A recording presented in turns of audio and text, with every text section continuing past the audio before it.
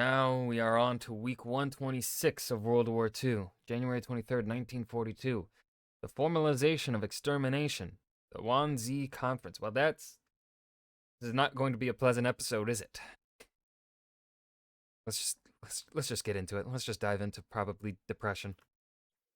January 23rd, 1942. The final solution. Okay, yep. All right.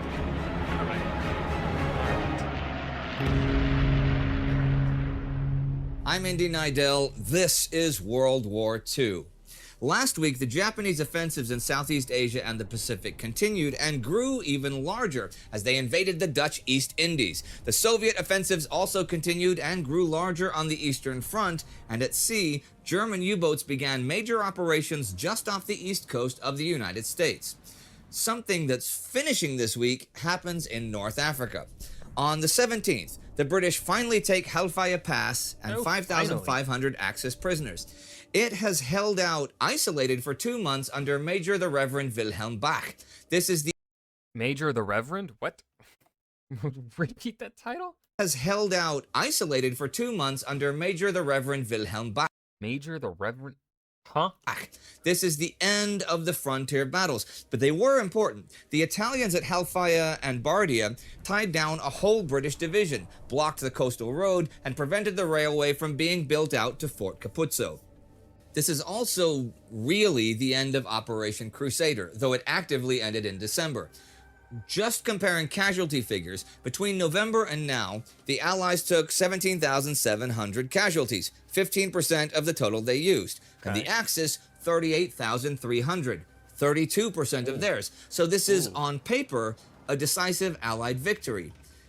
But not in actual reality, they did not achieve their aims. And Axis Commander Erwin Rommel has his supply system still in place and has administrative security. And he's perfectly capable of continuing the fight. In the final analysis, however, it was bad tactics and a weakness in command that contributed most to the British failure to gain a thoroughly decisive victory, the underlying factor being the inability of the senior officers to handle large forces of armor on the battlefield. But it's not like they had been trained to handle larger armor groups, because they hadn't. So it was trial and error. And remember, this was the first time ever that a British armored corps had been established. Britain had never even had an armored division until 1939, and had not had time for real training with real equipment since then, with or without the Sahara Desert. And the enemy certainly has plenty of active campaign experience, but victory it is, though not decisive victory. And Theater Commander Claude Auchinleck and his staff are pretty confident about the future. They're going to prepare for another advance. And of course, Rommel is in no position to mount an offensive of his own for the time being. Except not. He gets 54 new tanks on the 15th, but already decided last week to launch a spoiler attack to delay any coming enemy offensive. He's got 300 planes or so that can give... But did he give a spoiler warning? At least local air supremacy, and 37,000 Italian and German troops is larger than anything British 8th Army Commander Neil Ritchie can bring into frontline battle. He's also had terrible weather on his side lately, preventing British planes from spotting his preparations. So when Rommel attacks the morning of the 21st, the British are taken totally by surprise. The Axis quickly advance, and by 11 a.m. on the 22nd have taken Agadabia. Ritchie does not believe it possible that Rommel has the strength for a strong attack east of there, so he delays counterattacks to protect his forces until Rommel has overextended himself, which does not happen this week. And at just the moment Rommel is cruising into Cyrenaica, the Australian government is threatening to withdraw all of its forces from Egypt because of the impending Japanese threat to Australia. Fortunately, American President Franklin Roosevelt has agreed to send 20,000 soldiers across the Pacific, with 50,000 more to follow if the Japanese advances continue. But Singapore is becoming a critical issue. Australian Prime Minister John Curtin wires British Prime Minister Winston Churchill the 23rd. This one's the lazy eye? Ask them. After all the assurance we have been given, the evacuation of Singapore would be regarded as inexcusable. But the Japanese have been closing. Both of his eyes kind of looked like they. I wonder what his vision was like. Be And regarded. I don't mean. I want to make it clear. I'm not meaning this at all in a mocking way. I'm genuinely like, they both look like. That one looks like it's going. They're both going to the sides. Like they both look like. I don't think his vision is. I don't think those glasses are helping him. That's my guess. As inexcusable. But the Japanese have been closing in on the Straits of Johor and Singapore Island. They have been stopped for the moment heading down the trunk road by the Australian 22nd Brigade, but are making good progress against the 45th Indian Brigade. This week on the 18th, though, Japanese tanks with no infantry support are just obliterated on the road to Bakri, as is a Japanese battalion attack at Bakri, both by Australian troops. But as Richard Frank points out, it was here that they learned that Japanese soldiers would not surrender. They also have learned that the Japanese here are not taking prisoners, and prisoners too wounded to move are now asking to be shot rather than bayoneted or beheaded by the advancing Japanese. On the morning of January 22nd, about 110 Australians and 40 Indians too wounded to move fell into Japanese hands. Over the next day, the Japanese proceeded to massacre them by gunshot, bayonet, beheading, and burning prisoners alive.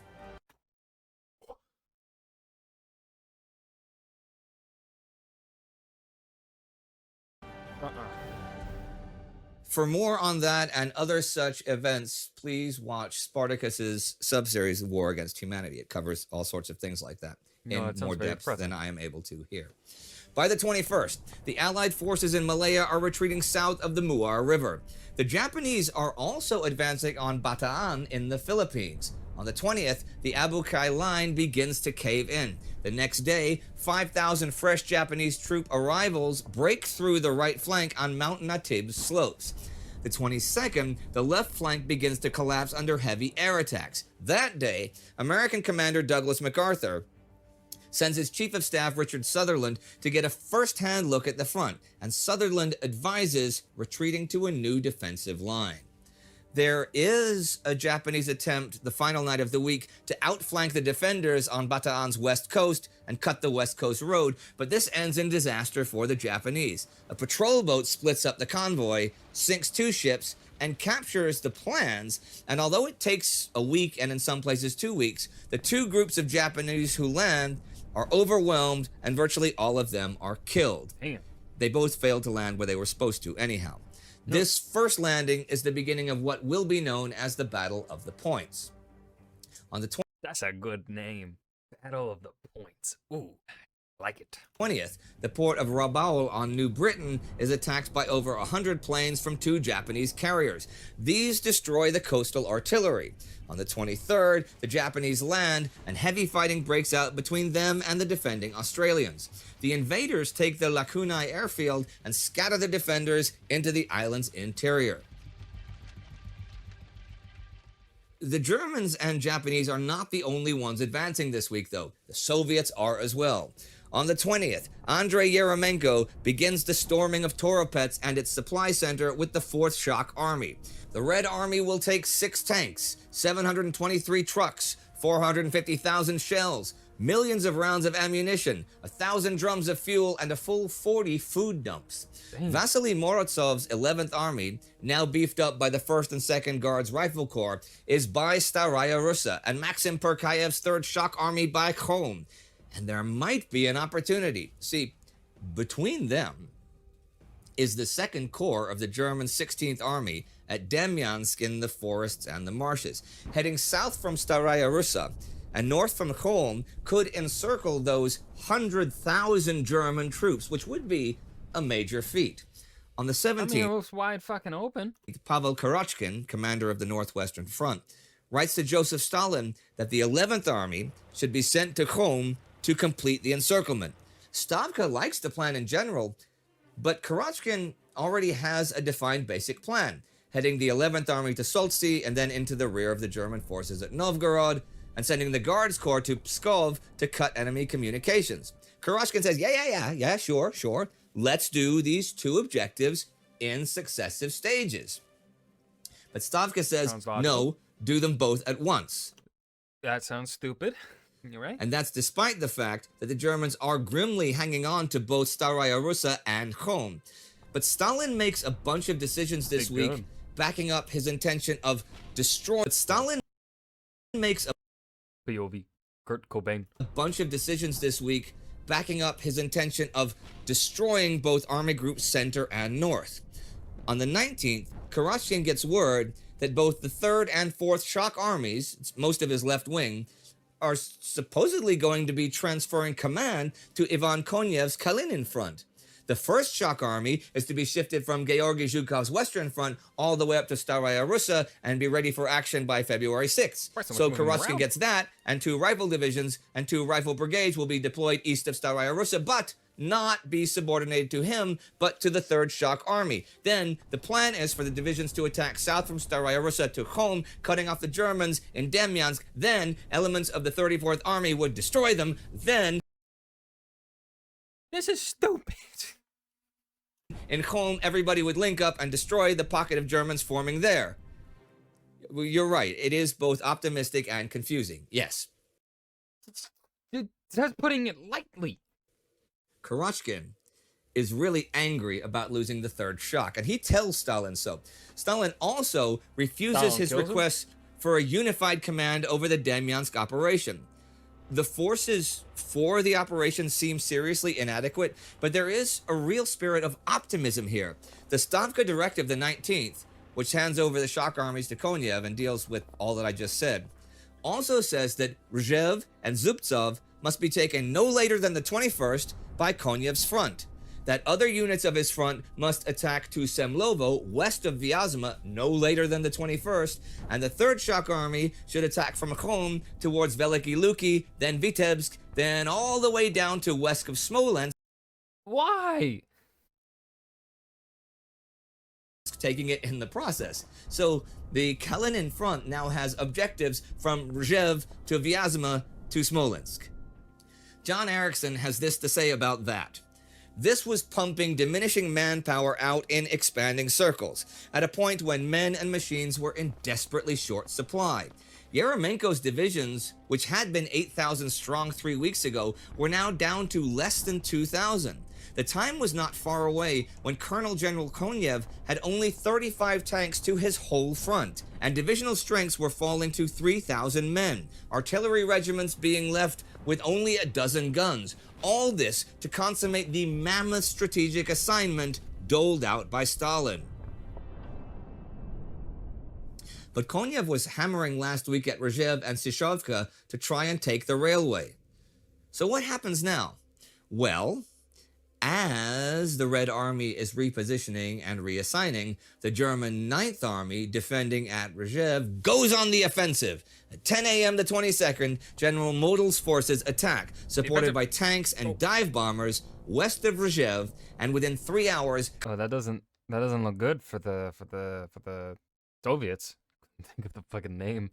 Cut the Kalinin front in the sun coming out. I'm looking paler. 2, part of it north of Rzhev and part to the west and southwest. Stalin's decisions have also sabotaged Georgy Zhukov's Western Front. Losing the 1st Shock Army has caused his right to collapse. Zhukov's center, though, is still driving forward, and Vereya falls the 19th and Mozhaysk the 20th.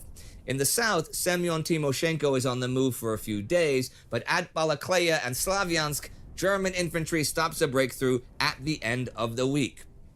The German offensive in the Crimea that began last week takes Feodosia the 18th, and then the little bottleneck of Parpash, giving the Germans much shorter lines. The situation in the Crimea was now a rough stalemate, with perhaps a slight advantage to the Soviets. The Germans still held the body of the peninsula and the Perekop and Parpach bottlenecks that governed access to it, but the Red Army held both strategic points on the periphery, Sevastopol and Kerch. Manstein still had Sevastopol under siege, but 3 Soviet armies now lay to the east, a large dagger preparing to strike him in the back. Although the Crimea clearly wasn't a place where the issue of European hegemony would be settled, as Hitler once put it, it had come to occupy an increasingly important place in the strategic calculations of each side.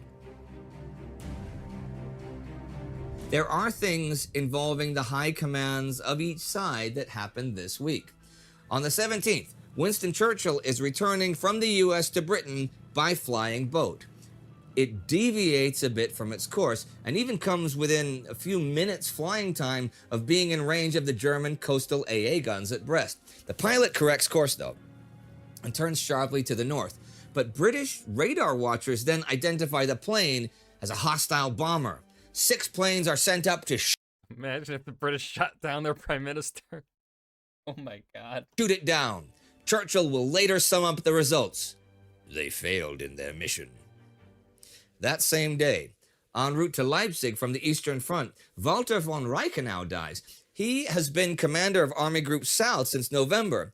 He had a stroke on the 14th and is flying in for treatment, but the plane crashes and he suffers head injuries. It is not clear whether it is the injuries or the stroke that kill him. Fedor von Bock, who was relieved of command from Army Group Center last month, replaces him. And on the 20th, at the Wannsee Conference, Reinhard Heydrich presents plans to Adolf Hitler for the transport of all... Look at that big ass 7-head, dude. Jesus Christ. Like, he's got such an elongated head. Just fucking... Hold on. I'm gonna double check. Okay, I'm still a 4-head. I got paranoid for a second. I was like, oh no. Am I mocking myself? No. Ugh. What? That's just disgusting. That's just... Like, here's the... You can do things with your hair. Like, he's still got a decent head of hair up top there, right? I don't think he necessarily needs to, like, shave it off, okay? But, like, that... Going with the side part like that... Though that's not really a side part. That's more like a... Like, hold on. So middle is here. My side part is here. His is like there. 3/4 part? No, his is 4/5 part? What the fuck is that? Ew. Jews to extermination camps. Among those present in this Berlin suburb is Martin Luther, part of the German Foreign Office, whose job is to persuade the governments of Damn, they really fucking shot up the brightness on him. Europe to cooperate in what is called the final solution of the Jewish question. Heydrich says that all 11 million Jews in Europe must fall away, and they would comb the continent to find them. Stuttgart, who had helped draft the Nuremberg race laws in 1935, proposes forced sterilization for a variety of non-Aryans.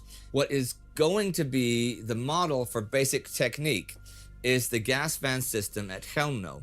For the past month, over 1,000 Jews a day have been packed into the vans and killed by gas during the drive to the burial site in the woods. Soon, more vans and diesel fume gas chambers will be set up at Belzec, Sobibor, and Treblinka. These are remote locations, but they are on railway lines, and that is how the Jews will arrive. And there will be no choosing of able bodies or exceptionally strong or fit people for factory or farm labor. All who arrive are to be murdered.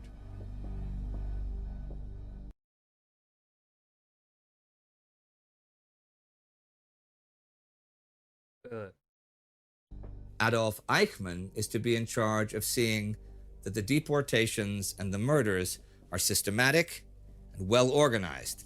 This will, of course, be covered in much more depth in our War Against Humanity series. And here, I will end this week of this series, with the Japanese still advancing I think I know enough about the Holocaust. all over in Southeast Asia and the South Pacific, the Soviets advancing but being given ever more unrealistic objectives, Rommel advancing by surprise in Africa, and a fateful decision being made that will have enormous repercussions for the future of the world. Yep, Breaking the timeline here. But it's not really a spoiler, is it? You know what happens. No. The Germans and some of their allies build the death camp system No and way. try to exterminate an entire race of people. Well, and a bunch of other people as well. Remove millions of people from the earth by accident of birth. To systematically murder them. That's the depth of which humanity is capable.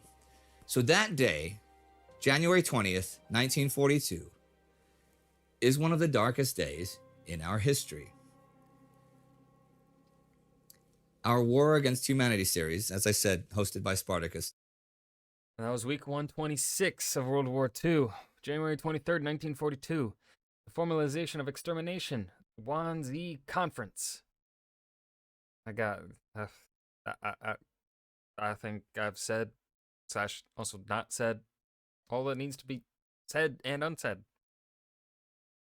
That makes sense. Next episode.